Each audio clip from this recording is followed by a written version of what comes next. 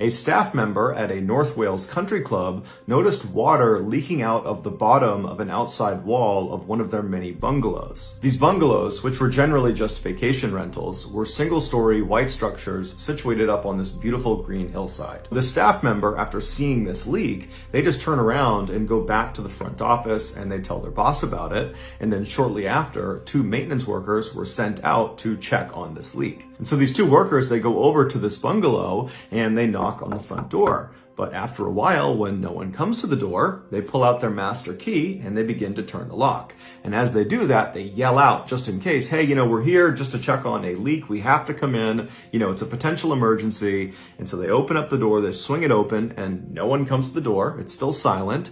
And they're looking into this property. It was basically one big room that had been designated for 2 distinct functions. And then they just walked straight across past the living room and past the kitchen to the back of this property where they reached a door, and this door led into a bedroom, and this door was shut. And so the workers walked around the luggage and around the 2 beds. So they walked on the left side of the room all the way to the back where there was another closed door, and it went into the bathroom. And based on where the leak had been coming out of the structure, they believed it would be coming from this particular bathroom. And so again, they get up to this door and they knock on it, but there's more silence. And so they open up the bathroom and right away they see water all over the bathroom floor. They look at the sink, they look at the shower, the toilet. None of them are overflowing or running. So it was not any of the usual suspects that had caused this leak. However, there was one other area in the bathroom that could have caused a water leak, and that was the airing cupboard. It's basically like a walk-in closet where the majority of the space is taken up by this heater. And so these 2 workers, they reached over and they opened the door that led into this airing cupboard, and as soon as it swung in, they could tell right away where the leak was coming from. And they could tell right away they had a much, much bigger problem. 7 days earlier, 60-year-old former policewoman Mary Isherwood arrived at the North Wales Country Club. She and her ex-husband had for a long time owned one of these bungalows. However, they almost never stayed in it. They basically used it as an income property, renting it out to vacation goers. But they had recently decided that they wanted to actually sell the property. And so before the sale became final, Mary had told her ex-husband that she just wanted to go and spend a week actually enjoying the property and actually take a vacation there. And so Mary arrives at this country club. It's late at night when she gets there. And then instead of just kind of getting settled in and going to sleep, she decides she's going to go exercise. Mary was incredibly fit and healthy. She loved playing golf and running and exercising in general. And she knew the club had a pool. And so she reached into her luggage and she just pulled out a bathing suit. She switched into that and then she went down to the pool and did some lap swimming. After that, she came back to her room where she took a shower. And then at some point in the middle of the night, Mary woke up to go use the bathroom. And so she hopped out of her twin bed. She walked around to the door that led into the bathroom. She went inside, she did her business. And then afterwards, as she was attempting to go back into her bedroom, she accidentally grabbed the door handle of the airing cupboard, which was right to the left of the door leading back to her bedroom. She opened it up, it swung inward. She stepped into the airing cupboard, which was totally pitch black. And as she walked in, she might have bumped into the shelves or realized, this was the wrong turn. But as soon as this happened, the door behind her had actually shut.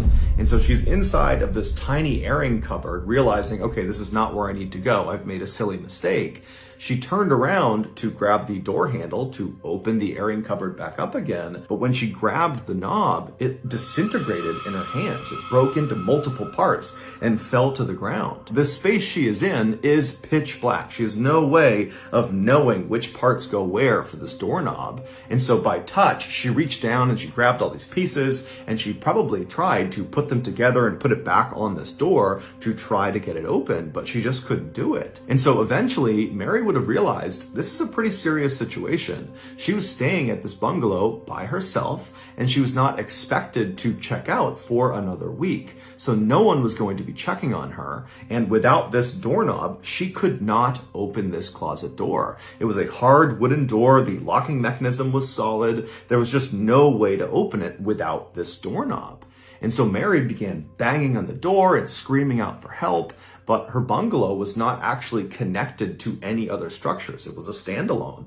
And so her voice did not carry very far, and the banging sounds she was making, those also did not carry very far. And so no one heard her. And so after several hours, she's just standing in this closet, probably thinking to herself, how in the world did I get myself in this position? But after the initial shock of this totally bizarre situation she was in had worn off, she decided to act.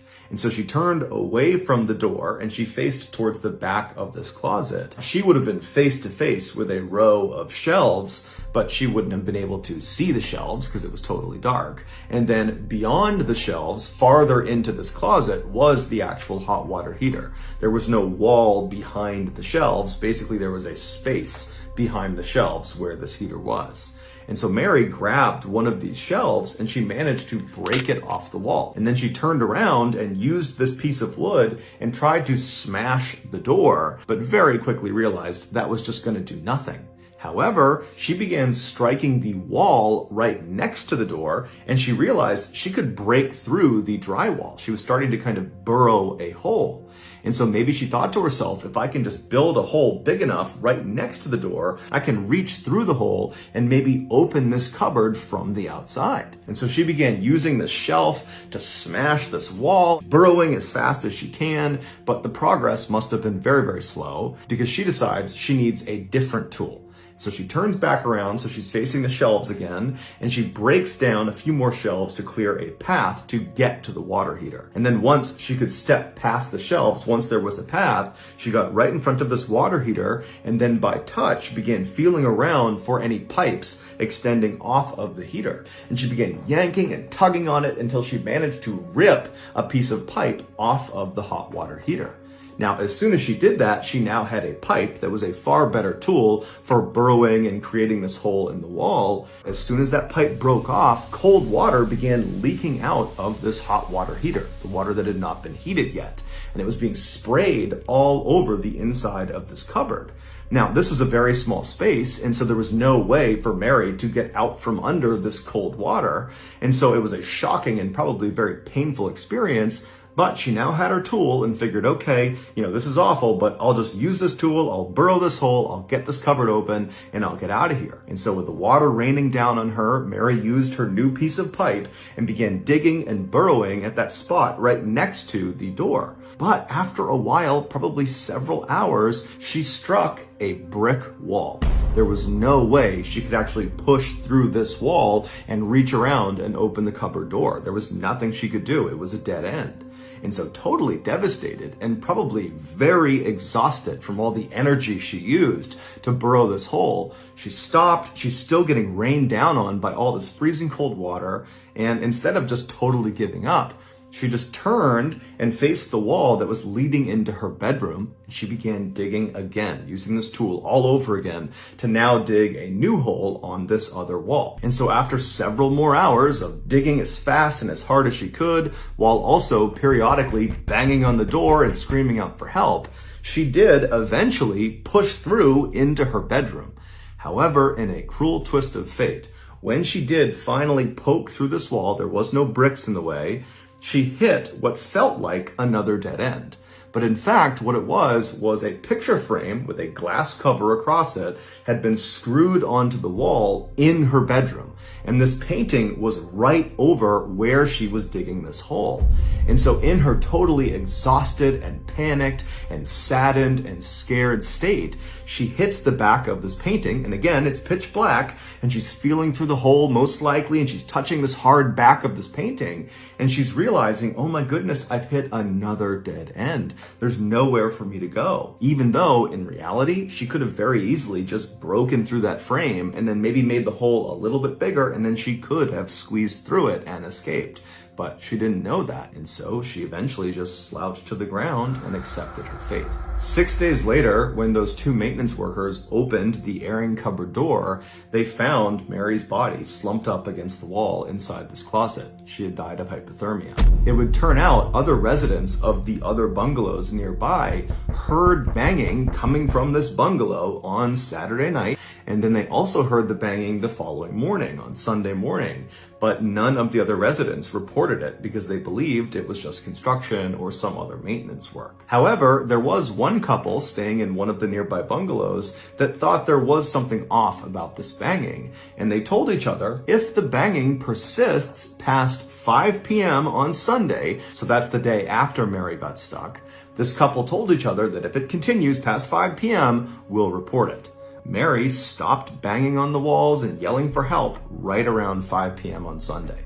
And so this couple, right as they're getting ready to go tell the front desk, the banging stopped, and so they stopped worrying about it. It's unclear how long Mary survived after she stopped banging around 5 p.m. on Sunday. It could have been minutes, it could have been hours, it could have been days. Mary's family would ultimately sue the country club for negligence. However, the outcomes of this case have not been made public.